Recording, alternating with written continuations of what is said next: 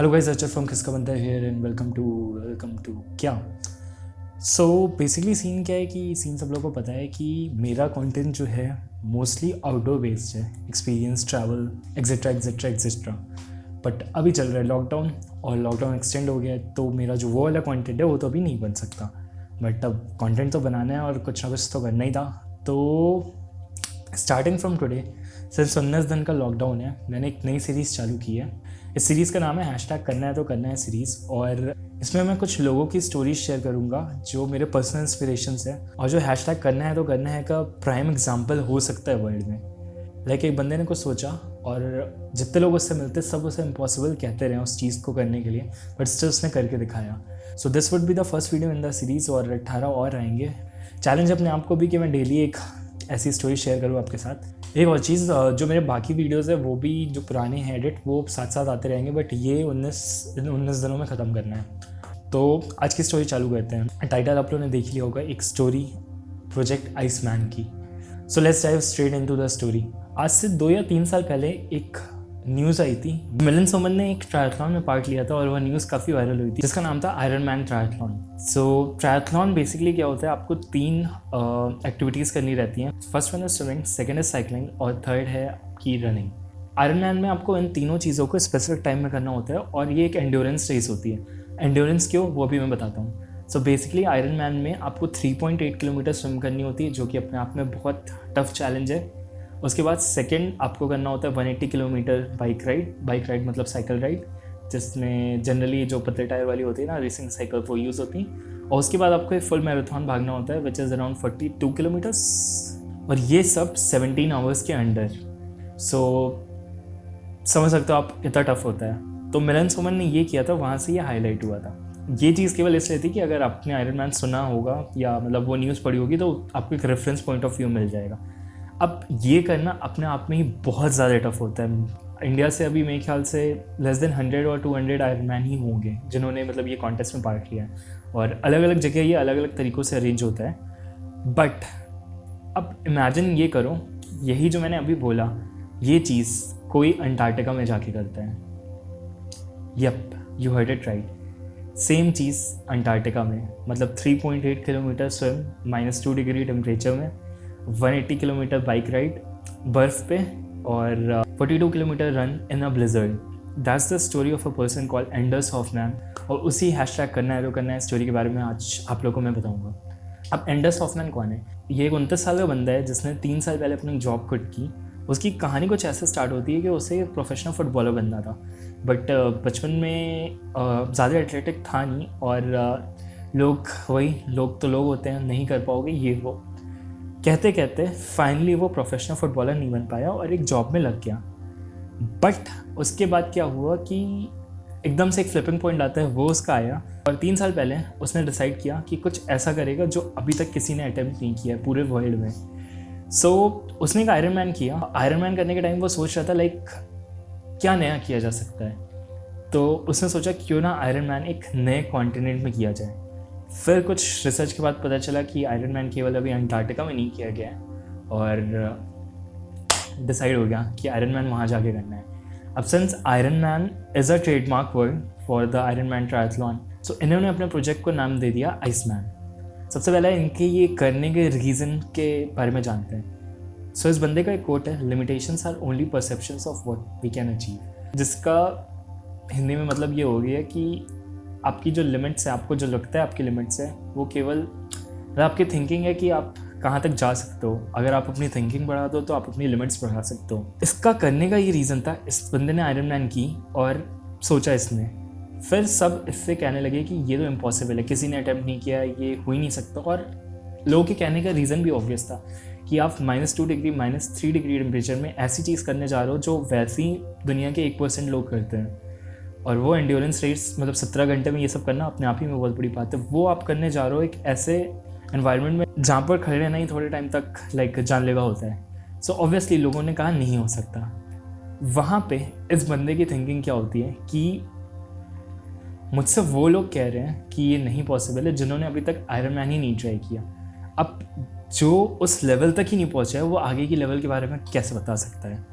तो ठान ली बंदे ने सबसे पहला इशू आया फंडिंग का। सो इन्होंने भी $100,000 का लोन लिया, और क्योंकि ये एक ऐसा प्रोसेस है कि आपको रेगुलर 3 साल तक ट्रेन करना ही पड़ेगा, नॉन स्टॉप। हर दिन कुछ ना कुछ ट्रेनिंग करनी है। ऐसा नहीं कि हर दिन मतलब तीनों चीज़ें करनी है, बट कुछ ना कुछ ट्रेनिंग करनी है और अपनी बॉडी को रेस्ट भी देना है। अब यहाँ पे सबसे इम्पॉर्टेंट पॉइंट ये है कि इस बंदे ने किसी कोच के बिना ये की। तो पूरी जो इसकी कहानी है, लाइक इसने आइडिया सोचा कैसे करना है, ये खुद डेवलप किया और खुद एग्जीक्यूट किया। सो करना है तो करना है, वाइब्स इससे ज़्यादा कहीं आ सकती हैं। सो फिलहाल कुछ ट्रेनिंग के बारे में डिस्कस करते हैं। अब ये एक ऐसी चीज़ है जिसकी ट्रेनिंग कोई करता ही नहीं था, क्योंकि किसी ने कभी ये सोचा ही नहीं था। स्पेसिफिक ट्रेनिंग इसकी करने के लिए बंदे ने क्या किया, कोल्ड फ्रीज़र होते हैं, कोल्ड फ्रीज़र तो अलग हो गए, बेसिकली जो शिपिंग वाले कंटेनर्स होते हैं, शिपिंग वाले कंटेनर्स में भी जो फ्रीज्ड वाले होते हैं, मतलब जिसमें पेरिशेबल गुड्स होते होंगे, उसके अंदर का टेम्परेचर होता है -30 डिग्री सेंटीग्रेड। ये बंदा उसके अंदर साइकिलिंग करता था, उस कंटेनर के अंदर क्लोज करके उसके अंदर रनिंग की प्रैक्टिस करता था।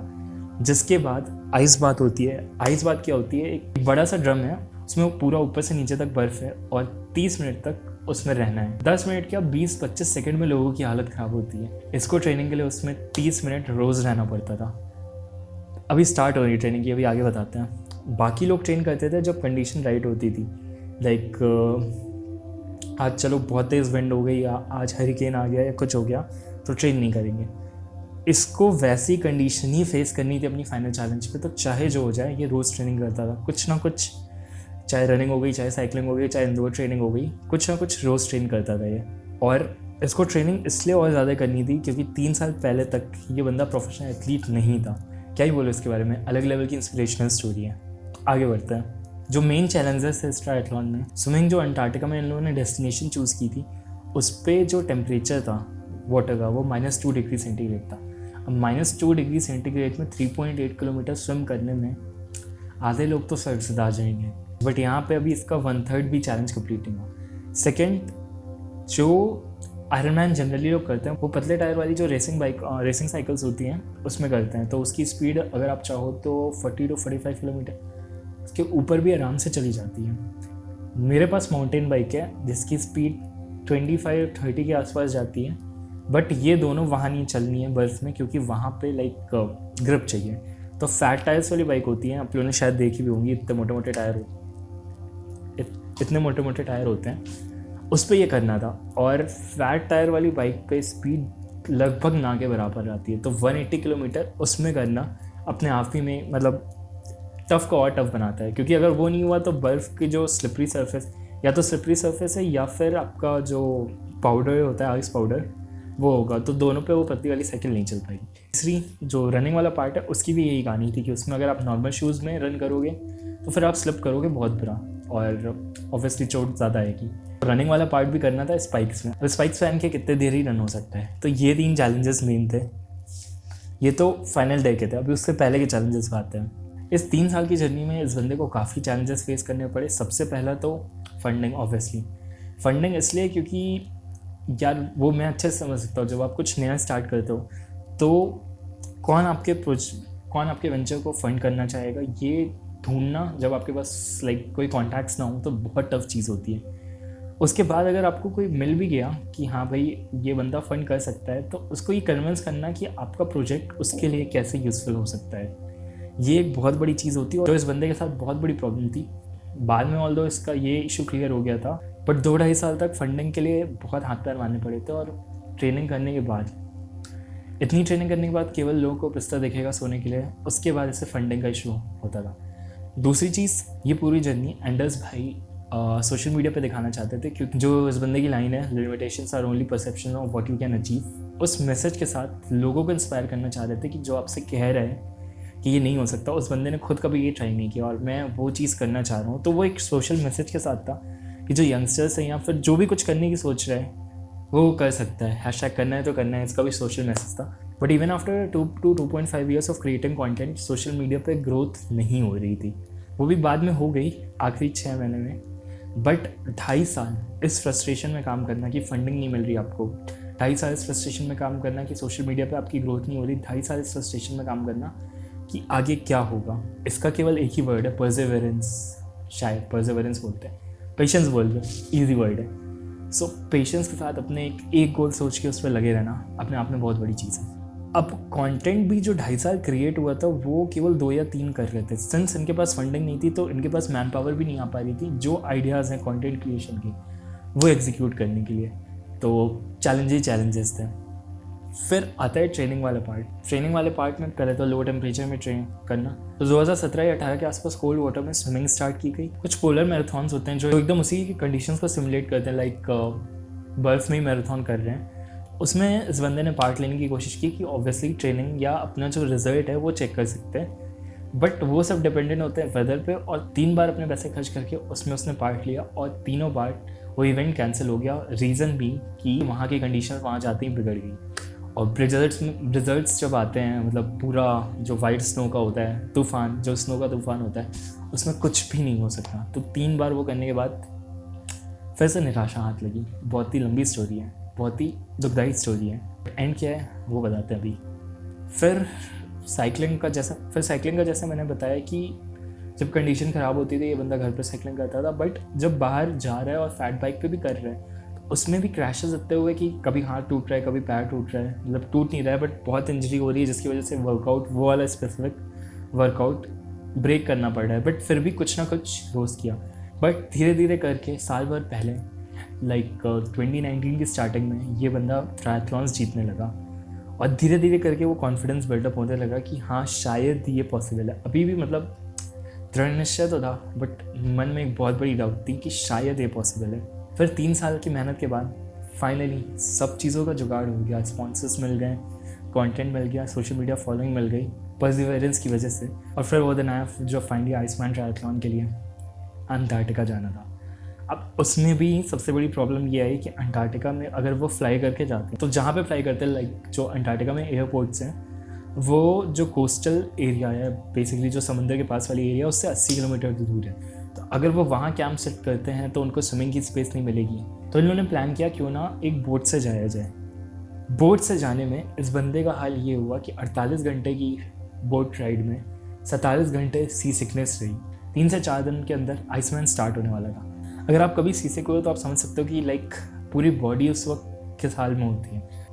उसमें ट्रायथलॉन क्या आपको चलने के लिए भी अगर मैं कह दूँ अभी ऐसी कंडीशन में तो आप उसी में 4 बार नहीं 40 बार सोचोगे। अब अंटार्कटिका पहुंचने के बाद भी प्रोजेक्ट होल्ड करना पड़ा क्योंकि कुछ परमिशन का इशू हो गया था। बट फाइनली 1 या 2 हफ्ते बाद 1 हफ्ते बाद फिर से परमिशन मिली और आइसमैन स्टार्ट हुआ। इसमें टाइमिंग का नहीं था क्योंकि ऑब्वियसली 17 घंटे में तो ये ह्यूमेनली इम्पॉसिबल है, वो भी इतनी सारी चीज़ों के साथ। तो टाइमिंग का इशू नहीं था इसमें। बट 27 घंटे जैसे ही चैलेंज के हुए बंदा पूरी तरह से एग्जॉस्टेड, लाइक ख़त्म, अब नहीं हो सकता। मगर फिर टीम ने सपोर्ट किया।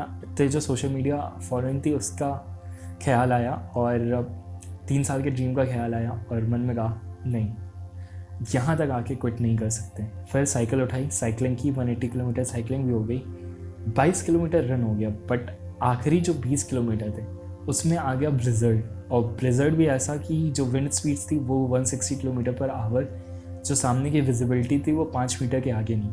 आप वो सिचुएशन इमेजिन करो, आप अंटार्कटिका में माइनस में टेम्परेचर है, ब्लिज़र्ड आ रहा है, 160 किलोमीटर पर आवर की हेडविंड्स या साइड विंड्स थी ये मुझे नहीं पता, बट 160 किलोमीटर आवर तक की विंड स्पीड है और उसमें आपको रन करना है 20 किलोमीटर।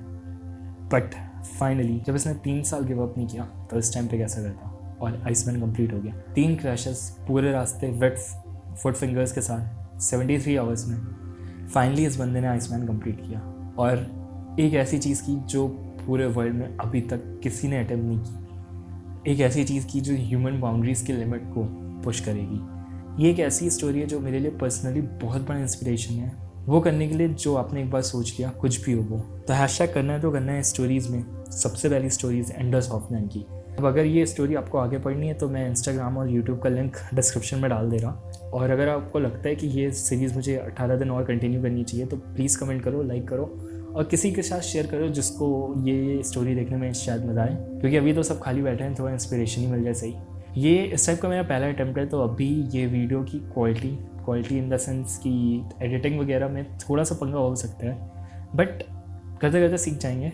थोड़ी स्टोरी टेलिंग इस टाइप की मैं पहली बार कर रहा हूँ तो देख लेना यार, इतना चलता है। दूसरी चीज़, अगर घर बैठ के अभी कोई स्किल सीखनी है तो udemy.com करके वेबसाइट है, उस पर कई सारे कोर्सेज हैं। उसमें कई सारे कोर्सेज है, from film making, editing, music, cooking, dance, जो आप कोर्स हो सकते हो वो उस पर, और बहुत चीप होते हैं, 700 से 800 तक एक डिस्काउंट कोड के साथ। सो अगर आपको कोई नई स्किल सीखनी है तो लिंक इन द डिस्क्रिप्शन देखो, उस लिंक पे क्लिक करो और आपको एक डिस्काउंट मिलेगा। ऑब्वियसली उस डिस्काउंट से आप कोर्स ज्वाइन करो और मे बी 10 दिन में आप कुछ नया सीख जाओ, क्योंकि अभी तो लॉकडाउन लंबा चलने वाला है। सो या वीडियो काफ़ी लंबा हो गया क्योंकि अभी मैं स्टोरी को कंप्रेस नहीं कर पाया, मुझे सीखना था, बट कोई ना, करेंगे, करना है तो करना है। और दैट्स इट फॉर टुडे।